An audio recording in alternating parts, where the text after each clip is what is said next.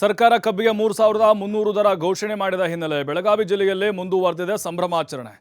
ಕರವೇ ನಾರಾಯಣಗೌಡ ಬಣದವರು ಪಟಾಕಿಯನ್ನು ಸಿಡಿಸಿ ಸಂಭ್ರಮಿಸಿದ್ದಾರೆ. ನಗರದ ಚೆನ್ನಮ್ಮ ವೃತ್ತದಲ್ಲಿ ಕರವೇ ಕಾರ್ಯಕರ್ತರು ಸಂಭ್ರಮವನ್ನು ವ್ಯಕ್ತಪಡಿಸಿದರು. ರೈತರ ಹೋರಾಟಕ್ಕೆ ಸರ್ಕಾರ ಸ್ಪಂದಿಸಿದೆ ಅಂತ ಹೇಳಿದರು. ಸಿಎಂ ಸಿದ್ದರಾಮಯ್ಯನವರಿಗೆ ಧನ್ಯವಾದವನ್ನು ಅರ್ಪಿಸಿದರು. ಗುರ್ಲಾಪುರ ಕ್ರಾಸ್ನ ರೈತರ ಹೋರಾಟಕ್ಕೆ ಸಿಕ್ಕಂತಹ ಜಯ ಅನ್ನುವಂತಹ ಮಾತುಗಳನ್ನು ಹೇಳಿದರು. ಕನ್ನಡಪರ ಹೋರಾಟಗಾರರು ಈ ರೈತರ ಹೋರಾಟಕ್ಕೆ ಅವರು ಕೂಡ ಕೈ ಜೋಡಿಸಿದ್ರು. ನಿರಂತರವಾಗಿ ಅವ್ರ ಜೊತೆಗೆ ಹೆಜ್ಜೆ ಹಾಕಿದರು. ಸರ್ಕಾರಕ್ಕೆ ಬಿಸಿ ಮುಟ್ಟಿಸಿದ್ರು.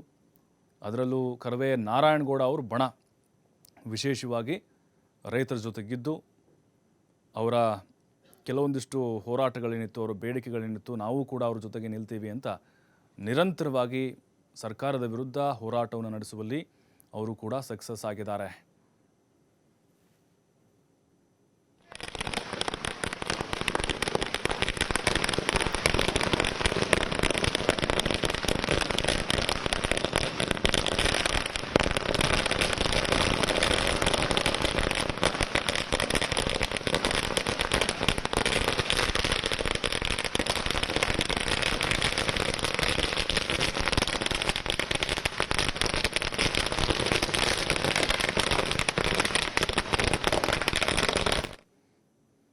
ಬಾಗಲಕೋಟೆಯಲ್ಲಿ ಮುಂದುವರೆದಿದೆ ರೈತರ ಹೋರಾಟ.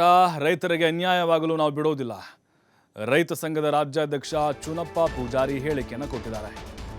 ಬೆಳಗಾವಿ ಜಿಲ್ಲೆಯ ಗುರ್ಲಾಪುರ ಕ್ರಾಸ್ನಲ್ಲಿ ಮಾತಾಡಿದರು.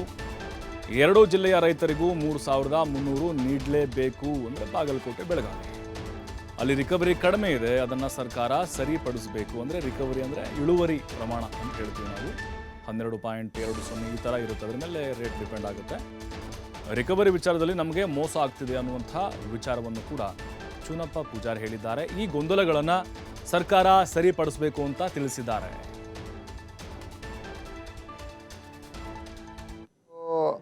ಏನೋ ಸುಮಾರು 9 ದಿನ ಚಳವಳಿ ನಡೀತು. ಇವತ್ತು ಕೂಡ 10ನೇ ದಿನ. ಇವತ್ತೆಲ್ಲ ರೈತರು ಸೇರ್ತಾ ಇದ್ದಾರೆ. ಇಲ್ಲಿ ಶಿವಾನಂದ ಪಾಟೀಲ್ ಅವರು ಮತ್ತು ಜಿಲ್ಲಾಧಿಕಾರಿಯವರು, ಜಿಲ್ಲೆ SP ಅವರು ಕೂಡ ಸರಿಯಾಗಿ ಸುಮಾರು 2 ಗಂಟೆಗೆ ಬರ್ತು ಅಂತೇಳಿ ಈಗಾಗಲೇ ಹೇಳಿದ್ದಾರೆ. ಮುಖ್ಯಮಂತ್ರಿ ಕೂಡ ಇದೇ ಸ್ಟೇಟ್ಮೆಂಟ್ ಕೂಡ ಕೊಟ್ಟಾರೆ, ಬರ್ತಾರಂತೇಳಿ.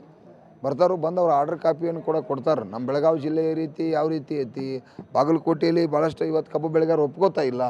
ಅಲ್ಲೂ ಕೂಡ ಅವರಿಗೆ 50 ರೂಪಾಯಿ ಗಲಾಟೆ ಆಗ್ತಾಯಿದೆ. ನಾವು 3200 ಅಷ್ಟೇ ಕೊಡ್ತೀವಿ, ಹೆಚ್ಚಿಗೆ ಕೊಡೋಕ್ಕಾಗಲ್ಲ ಅಂತ ಇದ್ದಾರೆ. 50 ರೂಪಾಯಿ ಸರ್ಕಾರ ಕೊಡ್ತೈತೆ, ಅದು ರಾಜ್ಯಕ್ಕೆ ಅನ್ವಯ ಆಗುತ್ತೆ. ಹಾಗೇನಾದರೂ ಕಡಿಮೆ ಬಿದ್ದರೆ ಬಾಗಲಕೋಟೆ, ಬಿಜಾಪುರದಲ್ಲಿಯೂ ಕೂಡ ರಾಜ್ಯದ ಮುಖ್ಯಮಂತ್ರಿ ಇನ್ನು 50 ರೂಪಾಯಿ ಆಗುತ್ತಾ ಕೊಟ್ಟ ಆ ಕಬ್ಬು ಬೆಳೆಗಾರನ ರಕ್ಷಣೆ ಮಾಡ್ತಕ್ಕಂಥದ್ದು ಮುಖ್ಯಮಂತ್ರಿ ಜವಾಬ್ದಾರಿ. ನಾವು ಕೂಡ ಅದಕ್ಕೆ ಕರ್ನಾಟಕ ರಾಜ್ಯ ರೈತ ಸಂಘ, ನಾನೊಬ್ಬ ರಾಜ್ಯದ ಅಧ್ಯಕ್ಷನಾಗಿ ನನ್ನ ಎಲ್ಲ ಬೆಳಗಾವಿ ಜಿಲ್ಲೆಯ ಎಲ್ಲ ರೈತ ಬಂಧುಗಳು ಕೂಡ ಅದಕ್ಕೆ ಸಂಪೂರ್ಣ ಬೆಂಬಲ ಕೊಟ್ಟು ಅವ್ರಿಗೂ ಕೂಡ ನಾವು ಪ್ರಾಮಾಣಿಕ ಪ್ರಯತ್ನ ಮಾಡಿ ಕೊಡಿಸ್ತೀವಿ. ನಾವು ಮುಖ್ಯಮಂತ್ರಿ ಕೂಡ 2 ಗಂಟೆ ನಿಯೋಗ ಕೇಳಿದ್ದೀವಿ ಅವ್ರ ಜೊತೆ ಚರ್ಚೆ ಮಾಡಲಿಕ್ಕೆ. 100% ಅದು ಸರಿ ಆಗುತ್ತೆ.